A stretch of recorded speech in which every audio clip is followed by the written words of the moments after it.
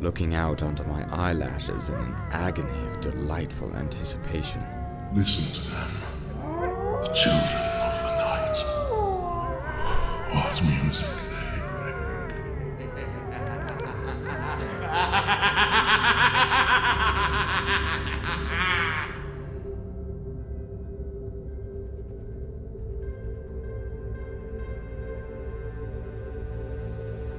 From the D&E Studios, welcome to the Dracula Podcast. I am your host, Lawrence Burgess, or LB for short. Thank you to my producer, Adam Stover, Rob, and Martha of Southgate Media, and most of all, you for listening. We aim to bring you thoughtful and stimulating media, reviewing the films, books, music, and plays that make Stoker's creations so beloved, the criticism to inform your purchasing decisions, interesting guests, and the needs of our communities. Please send us your questions and comments to Dracula Audio No Spaces on Twitter or at the inbox at audio.dracula@gmail.com. That's Dracula Audio No Spaces on Twitter or the inbox at audio.dracula@gmail.com. We will do our best to respond to queries by direct response or on the show. Hello there and welcome. I really appreciate all of you for listening and joining in.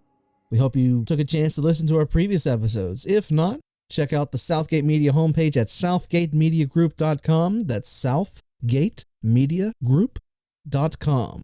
There you can find us all over the place at iTunes, Libsyn, Stitcher, and a whole mess of other places around the friendly interwebs. The 10-episode second season of Penny Dreadful, oh yeah, premieres May 3rd, that's 2 days before Cinco de Mayo at 10 p.m. on Showtime. Oh yeah, we love us some Penny Dreadful on this show, and we're actually going to begin the reviews this week. If you've missed out on watching Penny Dreadful, we've been warning you. This is the week where we begin. That's right. We're going to prepare you for the second season of Penny Dreadful, touching on each episode chronologically. Each will be preceded by the tagline, spoilers. Again, that's this week on this episode. There's no reason for you not to purchase this show. Right now, Season 1 of Penny Dreadful on Blu-ray is $31.08 from Amazon.com. Best Buy and the rest price matched, no DVD. If you stay away from purchasing the thing and waited until now, guess what? The price is going up. But here's the deal. Not all is lost. For under $40, the value is still present, and that's what we emphasize here on the show. You will miss the details away from 1080p. Do not do DVD. Get the Blu-ray. And ladies and gentlemen, if you are in range of the sound of my voice, if you don't watch Penny Dreadful, the terrorists will win, and you don't love America. So get that Blu-ray today, and all hail the USA. Spotlighting communications from the Dracula Podcast inbox, we're getting into that right now. Connie from Chicago writes, will you give us analysis on the novel? Not only are we going to begin our foray into literature on this episode, but it also ties into our causes of the week. I'm going to go on a little bit of a soapbox here, and if you don't like soapboxes, tough. I'm a lifelong student. I love learning. I love the power of the written word and its strength to convey thought and inspire action. Here on the Dracula Podcast, we love books. We live them every day. They inspire us. They move us. They shape us. They give our lives inspiration. I love books. I love good stories. I love great narratives. Literature helped my wife and I in the early stages of our relationship. Before we got hitched, my wife and I, we hung out and we watched movies and we talked about books. And she brought up Harry Potter. I thought it was a joke at the time. I used to walk up to her every day, Harry Potter's so stupid. Why would you listen to a book like that? And my wife made me a bet. You watch the movie, the first one, and if you don't like it, you'll never have to watch it again.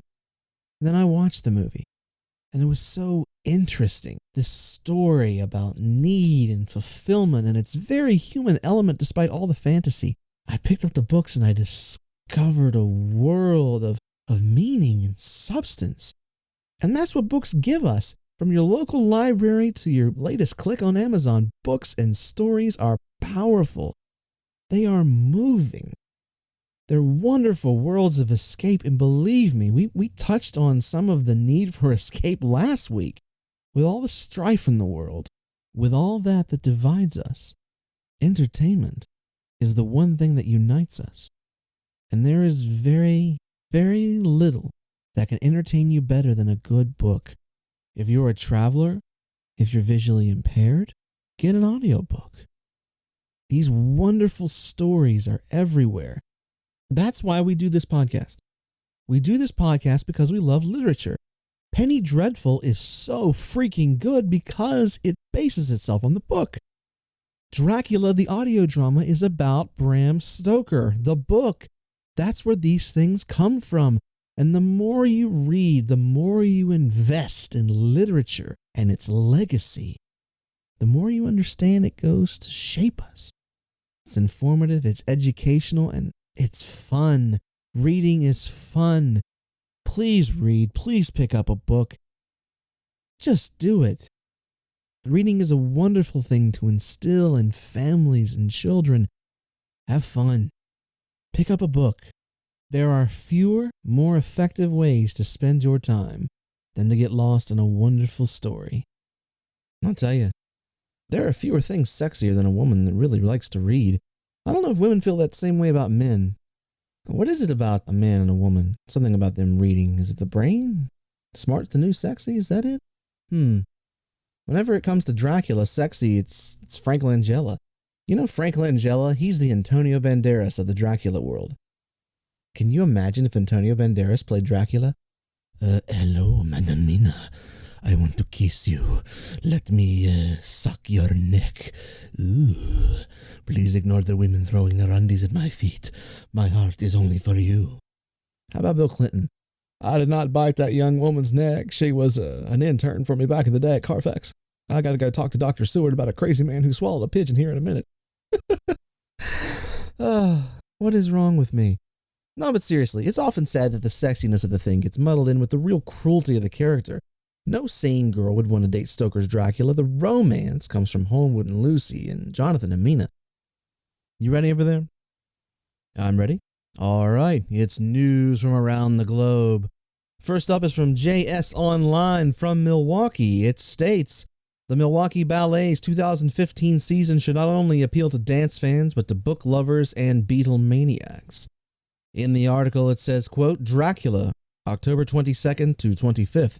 Artistic director Michael Pink will bring back his full-length ballet inspired by Bram Stoker's novel just in time for the Halloween season. For subscription and more information, visit milwaukeeballet.org or call 414-902-2103. Really interesting.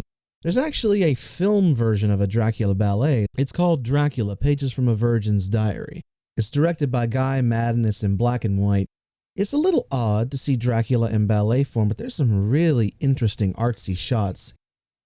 And thank you to the Milwaukee Ballet. Second, this has just been sent my way. It is the Bram Stoker Film Festival. It is Thursday, the 22nd through 25th of October in Spa Pavilion, Whitby. It features over 40 films plus lots more, including Fields of the Nephilim, VNV Nation, Goth Minister, Joe Black, Zombina and the Skeletones, Arcane Winter, Salvation, Dawn of Oblivion, Lisa Starry's A Vampire's Tale, USA Dance Act Scorpions presents The Blue Silver Woman, Yokel Demon Drummers, DJ Ghosts, and Darklands DJs. This is in Spa Pavilion at Whitby. You can buy a 4-day pass for £125. There are also single film screenings ranging from anywhere to £25 to £30. And there is a small booking fee, but it's also on the website. The website itself is called BramStokerFilmFestival.com. Here they've got the history of it, they've got the location, the events, the films. The Bram Stoker International Film Festival in Whitby, England. Check that out, folks. Our next story was found on Facebook via the Dracula Festival Tour. It's the Romanian Treasures Travel at Bran Castle. It reads, here on this magnificent castle, we're going to spend our third day on the 29th of April. It gives a small piece of history about Bran itself, how Vlad the Impaler's family came into ownership of it, how it influenced the legend of Dracula, and also a very interesting note. Forbes magazine evaluates it being Bran Castle, as the second most expensive property in the world at $140 million. The post itself was posted on March 2nd at 12:15 p.m., Thank you to the Dracula Festival Tour, and is hosted by Romanian Treasures Travel.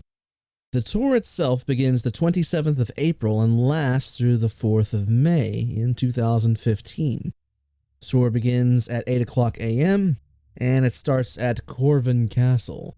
So tickets are available at romaniantreasures.ro. Once again, the tickets are available at romaniantreasures.ro. As promised, folks, here it is. This is our subcast, the program entitled Casting Dread, The Penny Dreadful Show. The pilot's title is called Night Work. Its original air date was April 28, 2014. It was directed by J.A. Bayona and it was written by showhelmer John Logan. And now it's time for a little story.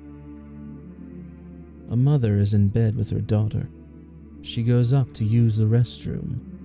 While relieving herself, she is forcibly taken. We transition to a young woman, Vanessa Ives, praying alone in front of a cross. Spiders crawl on it. They crawl on her hand. All the while, something is looming inside of her. This is London, September 22nd, 1891. We are introduced to Ethan Chandler and his Wild West show.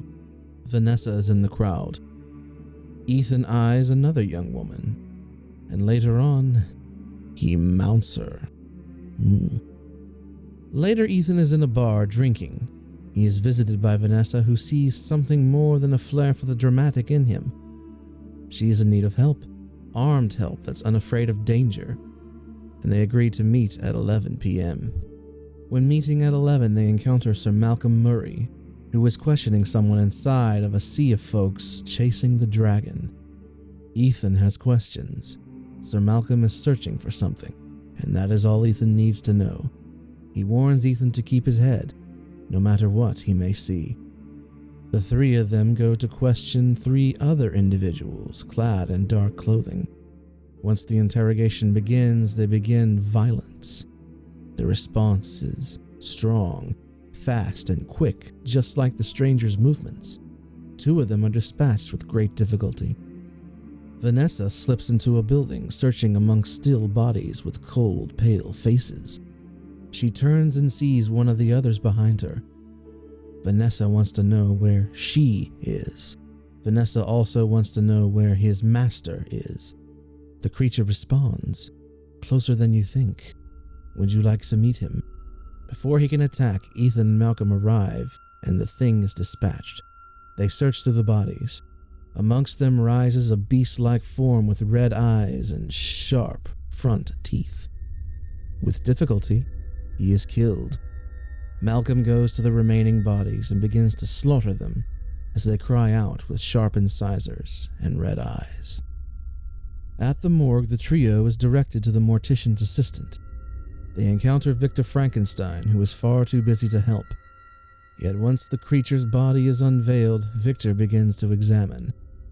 The creature's skin has an odd insect-like quality. When cutting open the chest, a large black tattoo is revealed upon it with gray inscriptions. Ethan wants to know what is going on. He is given an invitation to come to Sir Malcolm's house. Meanwhile, the police are investigating the brutal murder of the mother and daughter. The scene is gruesome, savage, and leaves the authority with more questions than answers. Ethan goes to Sir Malcolm's house. There he is met by Sir Malcolm's man, Sembeni. Sembeni leads him to Vanessa, who is laying out tarot cards. She asks him, "Do you believe there is a demimonde, Mr. Chandler? A half-world between what we know and what we fear. A place in the shadows, rarely seen but deeply felt." Ethan is invited to enter into this demimonde, but Ethan doesn't believe in the glory of mercenary work. After he leaves, Sir Malcolm is confident that Ethan will return. Sir Malcolm then stares at a slightly faded picture of two children. While the citizens of London are questioning whether the Ripper has returned, Sir Malcolm and Vanessa go to the museum and seek out the Egyptologist, Mr. Lyle. Lyle translates the inscriptions on the creature's chest to an idea meaning either blood cure or blood transformation, perhaps paralleling something akin to a blood curse. Lyle would like to see more. It is revealed that the inscriptions are from the Book of the Dead.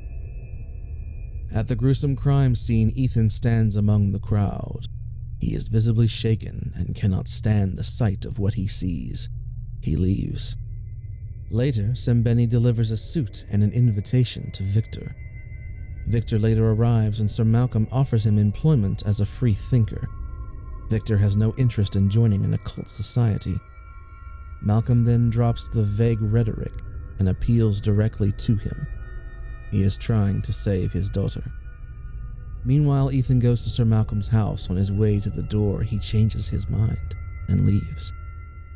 Malcolm is in his room, tired and weary. He goes to rest, but someone appears to him. A young girl pleading with red eyes, begging for help. When the girl vanishes, he later confers with Vanessa, stating that their past transgressions will remain with them, as will their guilt. Vanessa returns to her cross. In response to her prayers, a mountain of spiders bursts from underneath it. As Victor walks the streets, he feels as if he is being followed. He enters his house and descends into a private laboratory. On the table is a nude male corpse. As he makes adjustments, he notices that the table is empty. He searches the room and finds the corpse in the corner. As their eyes meet, they are both visibly moved.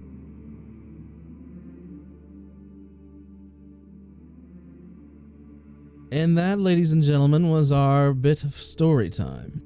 We've been introduced to Vanessa, Sir Malcolm, and Ethan, their man s1e1, and Victor Frankenstein. The writing itself is extremely good. The look and style feel unique. It feels like dark theater, but in the best way possible. All the performances are solid. The antagonists have mystery in them. The direction is extremely proficient. The shots themselves are captivating. The art direction is superior. And folks, again, this is just the beginning. There's plenty of things for mostly everyone, though the show itself is not for kids. There's violence, there's sex, there's gore, there's mystery, there's intrigue. It's deeply influenced by Victorian literature.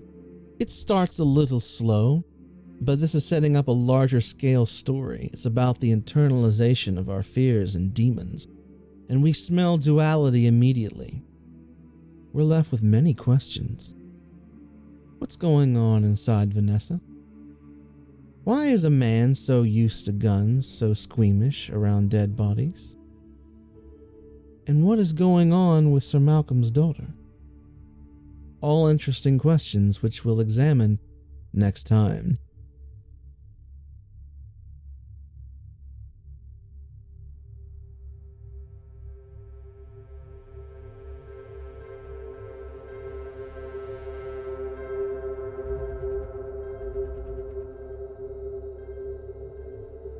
And we're back on the Dracula podcast. We hope you enjoyed our subcast, which is Casting Dread, the Penny Dreadful Show. Please send us your questions and comments to Dracula Audio on Twitter, no spaces, or at audio.dracula@gmail.com. That's audio.dracula@gmail.com. So now we're getting into the portion of our show where we deal with our weekly cause. And if you've paid attention earlier, and actually throughout the review, this won't be a surprise to you. A few weeks ago, I took a trip to Columbus, and I saw an old friend of mine. And I was asking him what he was doing with his life and what he likes.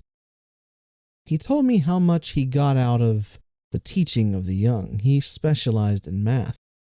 Then I started to think about education and teaching and its real fundamental values on our society. Then I began to think about my own experiences in school. I went to a high school which was a little bit upper class. There were a lot of children from lawyers and doctors and some of political officials. There were a lot of very, very kind people there, really smart. To this day, I'm very privileged to have the friends that I do. There were a few who were extremely cruel, and there were some kids who had a problem reading. And that bothered me, and it bothers me to this day. There is no age limit on illiteracy. Where I live, it's pretty rampant. If you take a look on Facebook, you notice spelling errors all the time. I even see them from my own family, and it bothers me. It bothers me deeply. Because where are we going? What are we doing when we allow grammar and literature to die? What does it say about our values? We are so interconnected today, and communication is so free-flowing, but it seems at times we're a bit stunted because of technology and the ease of communication. This is not coming from a technophobe. This is coming from someone who is, in fact, deeply concerned about where we're going. So today I'm pointing you to the Council for Advancement of Adult Literacy, and it's in New York. On the title page it says it's a national public charity dedicated to developing adult education, ESL, and workforce skills in America. ESL means English as a Second Language. CAAL, or the Council for Advancement of Adult Literacy, operates a varied program of cutting-edge research, policy, and issue analysis, symposia, planning, and leadership development activities. It strives to bring about change that will inform understanding, dialogue, and action that will help move individual Americans and the nation toward a brighter future. And it deals with adult literacy. On this website, it has talks, essays, media, letters, blog, publications, funding, and you can also donate to these folks. And if you're concerned about your taxes, the CAAL is a nonprofit organization and donations are tax deductible. You may do two things in donating. You can click the button on the page which says contribute. It's on the left where it tells you how to donate. And you can also mail a check to CAAL, 1221 Avenue of the Americas, 44th floor, New York, New York, 10020. Again, that's CAAL, 1221 Avenue of the Americas, 44th floor, New York, New York, 10020. On this podcast, we dedicate a lot to literature, education, and most importantly, the people that make them happen. Right now, I'm going to call out and thank those people who are shaping and framing minds around the world with their educational values, with their ability to teach, to convey, and those authors who put pen to page for an overall better world.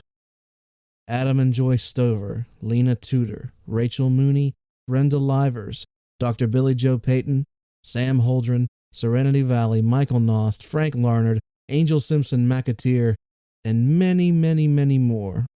This is just from me. Thank you for what you're doing. Don't stop, because your work matters. And now we're getting into the media review portion of our show, or as Professor Van Helsing calls it, the ghastly paraphernalia of our beneficial trade. He delivers that line so well, doesn't he? Our spotlight media review for the week is on Roger Zelazny's A Night in the Lonesome October. It was published in 1993, which unfortunately was near the end of his life. It's 32 chapters long. The gist of it represents a night in the month of October. It's a bit like Dracula, where it's told in journal entries, but it's all in first person. Interestingly enough, the point of view is actually from an animal, Snuff, who is Jack the Ripper's companion. It takes place in London and its environments, and there's a bit of a Lovecraftian feel to it. And other interesting characters in the books we can refer to as the Good Doctor, Larry Talbot, Crazy Jill, Vicar Roberts, Owen, Rastoff, Morrison Macabre, and a man named the Count. If you put two and two together, you might be able to find out which Victorian characters they're referring to. There is also the Great Detective. Hopefully, I won't have to explain that one to you.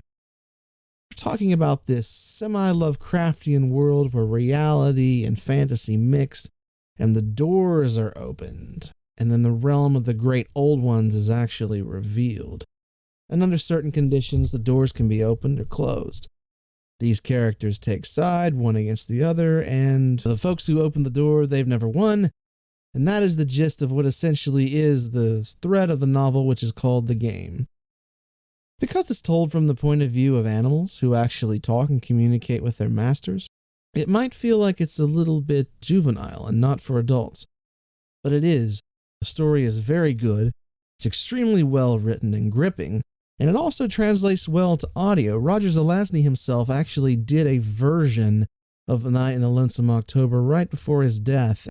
It's been released on audiobook, and I'll point you to that at the end. The book itself was nominated for a Nebula Award for Best Novel in 1994. My only real problem with the book is, I'm not going to spoil too much, but there's a portion of the book where it goes into a bit of a Lovecraftian sequence, which doesn't seem to flow with the rest of it. It flows with the background and the structure, but the actual writing it seems to distract, and it goes a little bit too deep. Kind of like a story within a story within a story, which is a little bit too much.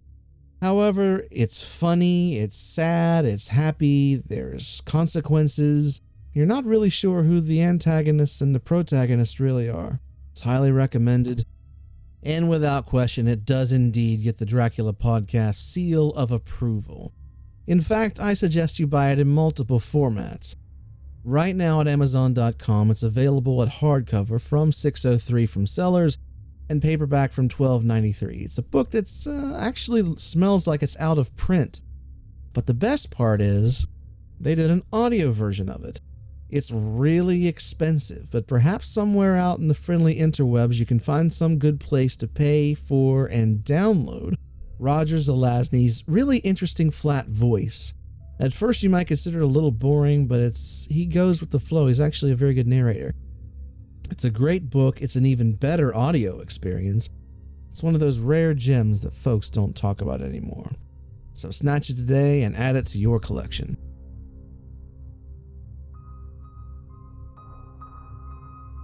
Folks, that's all I have for today. Thank you so much to Rob and Martha and Southgate Media for hosting this podcast. Thank you to my producer Adam Stover, and most of all you for listening. And ladies and gentlemen, to you and yours, have an excellent day.